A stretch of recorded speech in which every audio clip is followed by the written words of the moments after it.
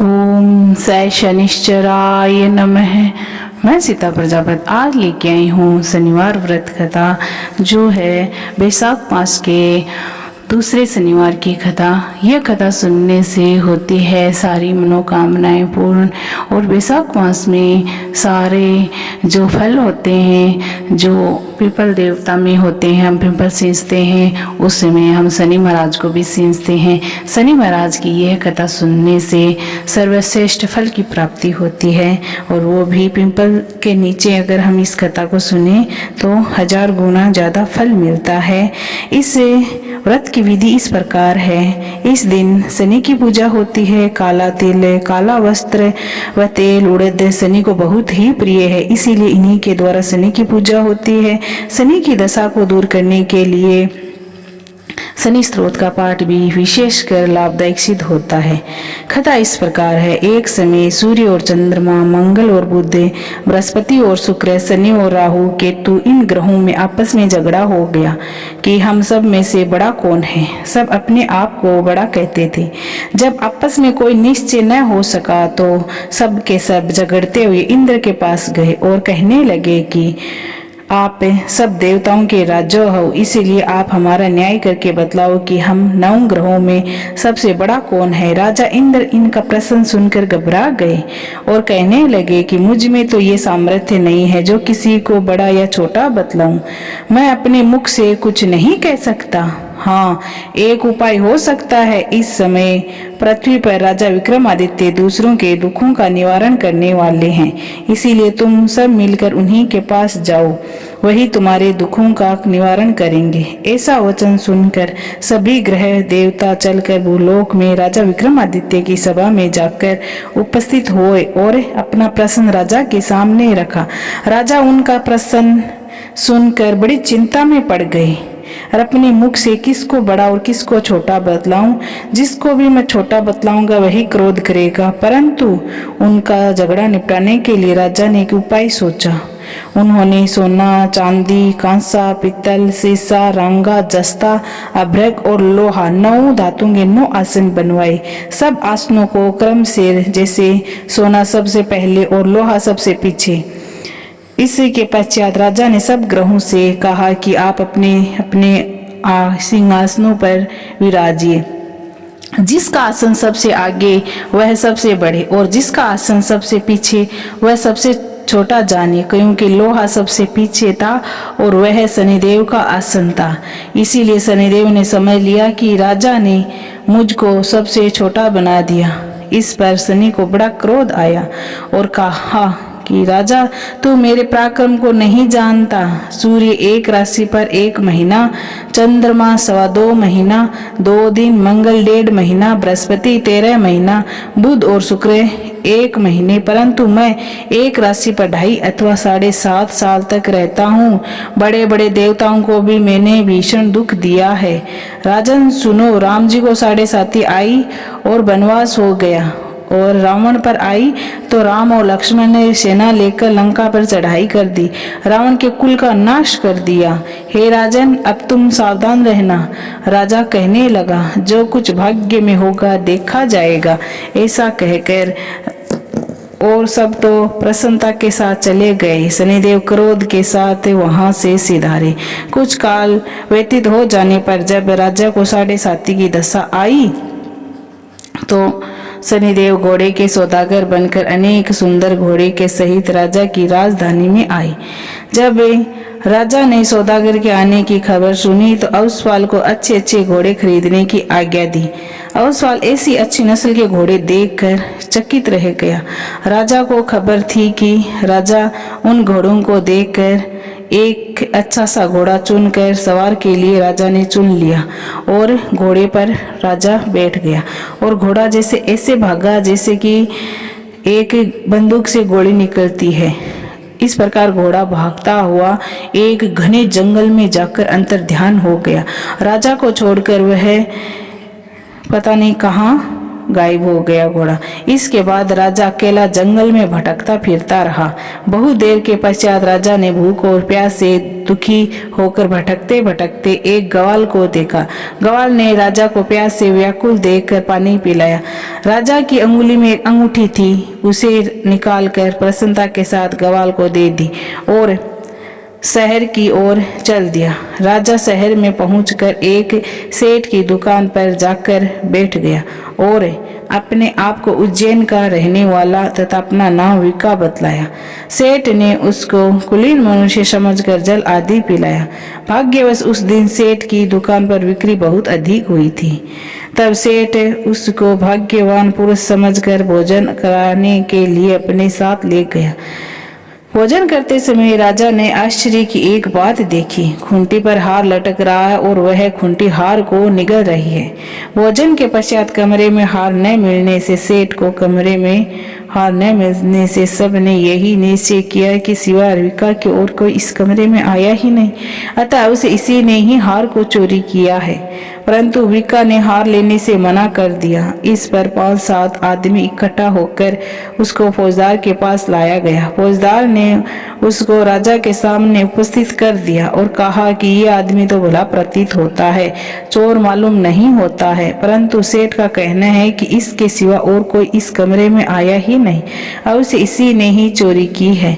तब राजा ने आज्ञा दी कि इसके हाथ और पैर काट दिया जाए, इसको चौरंगिया किया जाए। राजा की आज्ञा का तुरंत पालन किया गया। विका के हाथ पैर काट दिए गए। इस प्रकार कुछ काल व्यतीत होने पर एक तेली उसको अपने घर ले गया और कोले पर बैठा दिया।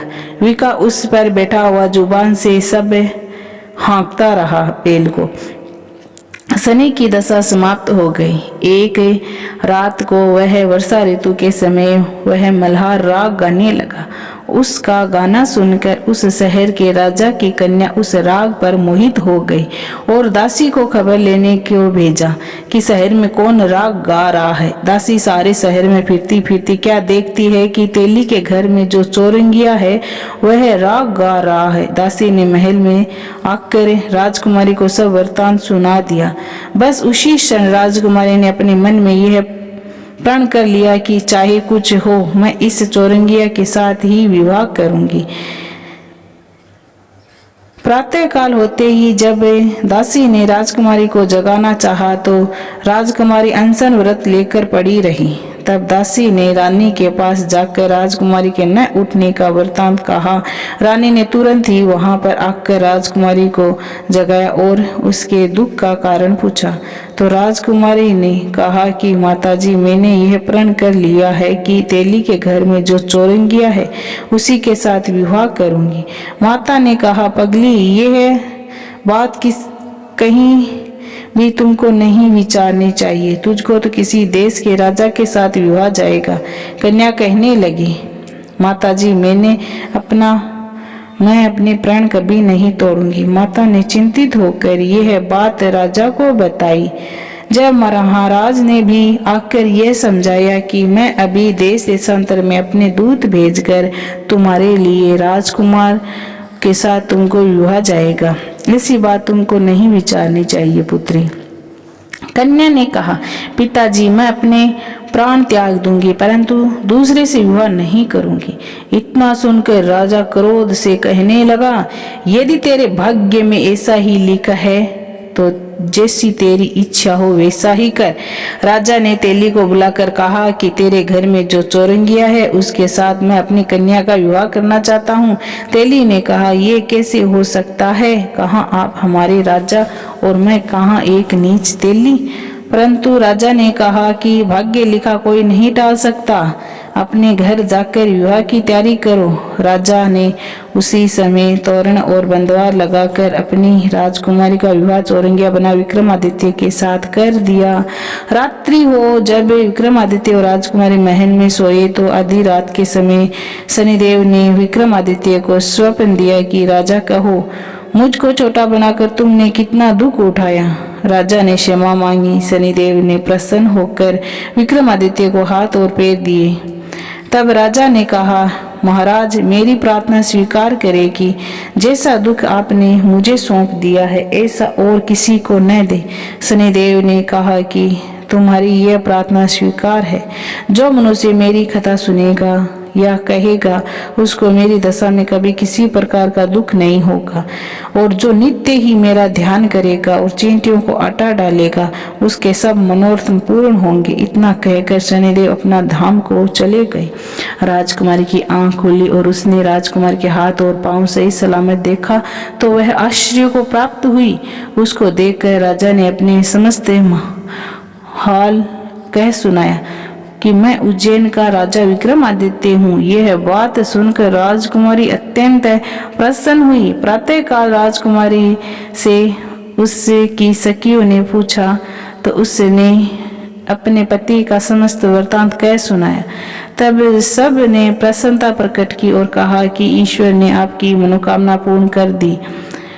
जब उस सेठ ने यह बात सुनी तो वह विक्रमादित्य के पास आया और राजा विक्रमादित्य के पैरों पर गिरकर क्षमा मांगने लगा कि आप पर मैंने चोरी का झूठा दोष लगाया, अतः आप मुझको जो चाहे दंड दे दो। राजा ने कहा मुझ पर शनि का कोप था, इसी कारण ये सब दुख मुझको प्राप्त हुआ।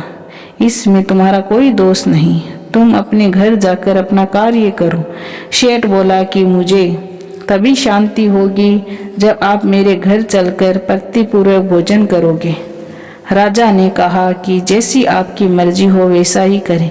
सेठ ने अपने घर जाकर अनेक प्रकार के सुंदर भोजन बनाए और राजा विक्रमादित्य को प्रतिभोज दिया। जिस समय राजा विक्रमादित्य भोजन कर रहे थे एक अत्यंत आश्चर्य की बात सबको दिखाई दी। जो खुंटी पहले हार को निगल रही थी अब वह हार को उगल रही है। जब भोजन समाप्त हो गया तो सेठ ने हाथ जोड़कर बहुत सी मोहरें राजा को भेंट कर दी। कहा कि मेरे श्रीकुमार नाम एक कन्या है, उसका पानी ग्रहण आप करिए। इसके बाद सेठ ने अपनी कन्या विक्रमादित्य के साथ और बहुत सा दान दहेज आदि देकर कहा। इस प्रकार कुछ दिन तक वहां निवास करने के पश्चात विक्रमादित्य ने शहर के राजा से कहा कि अब मेरी उज्जैन जाने की इच्छा है। फिर कुछ दिनों के विदा लेकर राजकुमारी मन भावनी सेठ की कन्या श्री कुंवर दोनों को लेकर दोनों जगह के दहेज को लेकर विक्रमादित्य उज्जैन की तरफ चले। पूर्ववासियों ने राजा के आने की समाचार सुना तो उज्जैन का प्रजा आगवानी के लिए आ गई। बड़ी प्रसन्नता से राजा अपने महल में पधारे। सारे शहर में बड़ी भारी महोत्सव मनाया गया। रात्रि को दीपमाला की गई। दूसरे दिन राजा ने शहर में यह सूचना कराई कि शनिदेव सब देवताओं सब ग्रहों में सर्वोपरि है, सबसे बड़े हैं। शनिदेव ही सबसे बड़े हैं। मैंने इनको छोटा बनाकर इससे मुझको ये सब दुख प्राप्त हुआ है। इसी प्रकार सारे शहर में सदा शनिदेव की पूजा और कथा होने लगी और जो कोई शनिश्चर की कथा को पढ़ता या सुनता है उसकी सारी मनोकामनाएं पूर्ण होती है और शनिदेव की कृपा से उसके सब दुख दूर हो जाते हैं। शनि की कथा को व्रत के दिन अवश्य पढ़नी चाहिए। ओम शांति, ओम शांति, ओम शांति। शनिदेव जी की आरती।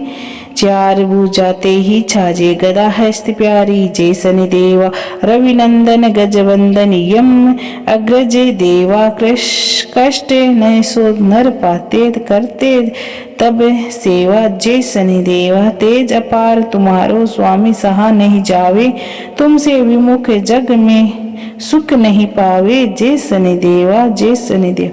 नमो नमः रविनंदन सब ग्रह शिर ताजा, वंशीधर यश गावे रखियो प्रभु लाजा, जय शनिदेवा जय शनिदेवा जय शनिदेवा।